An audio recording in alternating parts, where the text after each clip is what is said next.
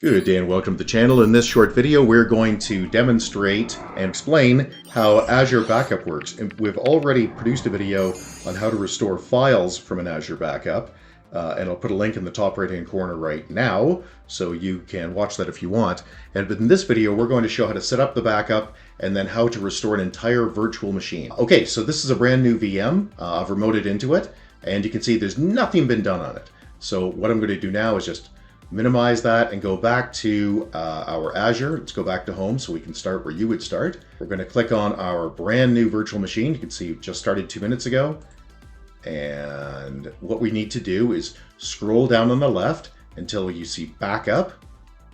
You can see here there's no backup set up. So you have to select enable backup. However, there are a couple of choices. The first is, do you want the standard daily backup or do you want the enhanced multiple backups per day? If you haven't already done this before, you'll need to create a recovery services vault, and this will be on new. However, in my case, I've done this before, so I already have one. But that's, I think, about the only thing that I'm going to do that you will have to do separately. And it's basically just click next. The policy for backup is here. We're just going to choose this default one, and you can see that it's going to create a backup every 4 hours during the day. Let's click enable backup. There it goes, deployment's in progress. We'll skip through this so you don't have to wait. Now we have the backup configured, but there's no backups done. So what we need to do is go back to home and click on the machine in question. We could wait for a backup to occur, but I'm trying to show you something, so I'm not going to do that. I'm going to force a backup right now, which is backup now. Let's force one. And you'll see it's got initial backup pending. And what's that saying? Well, it hasn't done any before. And because it hasn't done any, the first one's going to take a while. Once again, we'll click backup. Sure, we'll leave the retention as that date. And while we're waiting for this to complete, let's go to what it suggests, which is the new backup center. We'll just show you a couple of quick things. Nothing that you need to know, but little things you might want to know.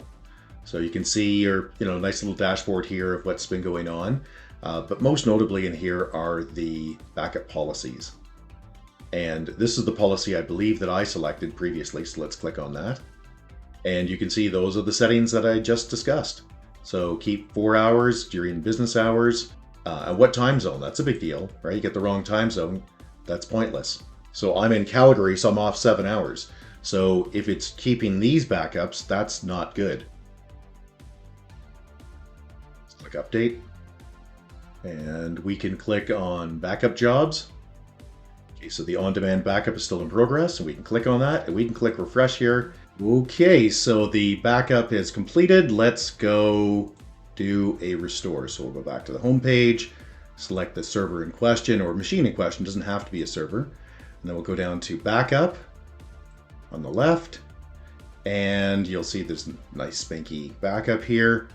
And what we want to do is restore VM. Now we have done file recovery. We have shown that again. I mentioned that at the start. I'll put a link in the top right-hand corner here if you're interested in how to do a file recovery. Fire it up and make some changes to it. So let's go to connect, and we'll just RDP to it. Okay, so now we're on the box. Let's make some changes. So I don't want to see this message anymore. I don't want to see, I really dislike Server Manager, not because it's not a good product, because it's just too slow, and it annoys me that it takes this long to start up.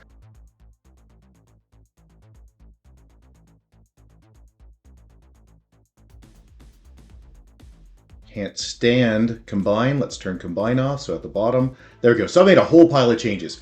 Created a share, added some files, set the time zone, just made a whole pile of changes. All right, so let's go and restore this now. Okay, to get this to work, I need to actually shut this machine down. And it needs to not just be shut down normally, it needs to be deallocated. So I can do shutdown here, but really what I need to do is do it through the GUI, because the GUI being the Azure console, because I need to go through stop here. So I'm going to say stop, and we'll see this thing shut down. There we go. Shutting down. It'll take a minute. There it is. It just went to stopped and deallocated. So let's go to backup. We want to do restore the entire VM. Which, from what time? Well, we only have one, so that's easy. And you can see here, it defaults to trying to create a new virtual machine, which is probably how most people are going to want to do this. But in our case, we're going to restore over top of the entire machine. We want it to be completely replaced. We want to go, yeah, no, this machine I patched, it's all gone to hell and I need to get it back. So I'm going to restore back, replace over the existing. You need a staging location. What is a staging location, you might ask? Well, it's basically storage Microsoft is looking for to do the restore. You don't have one, and we don't. What you have to do is go create one. So it's easy to do. Let's go to storage accounts, the top, create a storage account. And there's 3 or 4 settings in here you probably want to change. In my case, I want to change the resource group. If you don't know what that is, it's really just for organization and billing. It doesn't make any difference what resource group you use. I have to come up with a name here that's unique. So I'm going to call it Test REST 2023. Yeah, that one's available. This is the big one. You have to use the same region as your restore site. So in my case, I'm in Western US 2. There we go. And I want to use as cheap a storage as I can, locally redundant. There we go. And you can go through the rest, but we don't need to. I'm just going to click review. I'll run a validation. Then I click create, and it will create that for me very fast. This will be done in about, maybe 90 seconds. I'll be back. There it is, done. So let's go back and do a machine restore. So we'll click FS1, which is the machine that we're playing with. And then go down to backup on the left. And then click restore VM. I'll put a link in the top right-hand corner. Well, I already have a link in the top right-hand corner here for you if you just want to know how to restore individual files. But in this case, we want to restore the entire VM. And it's asking, okay, which restore point do you want? Well, the only one we have, that makes it easy. And instead of, what it wants to do is build a whole new virtual machine. I don't want to do that. Let's pretend that I've blown this machine up. I've done something terrible to it. Perhaps a patch blew it up. And I just want to roll backwards. So I'm going to select replace existing, and you can see it changes to replace disks, and you need to have your staging location, which is the one we just created. And all we do is click restore, and it'll say validating. Okay, so now let's click on the backup center at the top here and go down to backup jobs and see if it's done.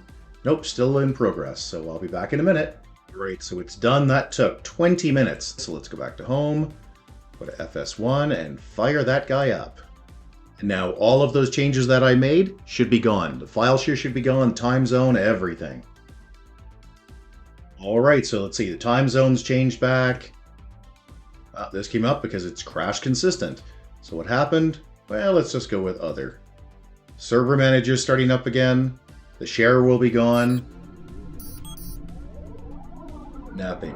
All gone, all reverted. Files on the desktop are gone, but the machine started up and it's functional. Hey, if you found this video useful, please give us the big thumbs up. We'd really appreciate it. It helps with the Google algorithms. Also, subscribe, super appreciated. And if you have any questions or concerns, you can always get a hold of us at www.urtech.ca. That's www.urtech.ca. Or you can leave a question or comment below, and if we don't get back to you, somebody else will, because on YouTube, everybody's got an opinion. Thanks. Bye-bye.